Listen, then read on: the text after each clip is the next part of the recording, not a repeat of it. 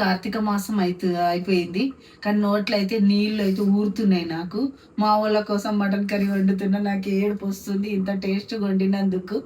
కానీ పోనీలే, ఇంకో 1 వీక్ ఉంది, తర్వాత మటన్ కర్రీ దీనికంటే మంచిగా వండు. ఫస్ట్ అయితే స్టవ్ పైన కడాయి పెట్టుకొని దాంట్లో అయితే ఆయిల్ పోసేసుకోవాలి. ఆనియన్స్, కాజు, పచ్చిమిర్చి, కొద్దిగా ధనియాలు, కొద్దిగా జీలకర్ర, లవంగ, ఇలాచి, చెక్క, పులుపు కోసం ఒక 2 టమాటాలు కట్ చేసేసుకున్నా.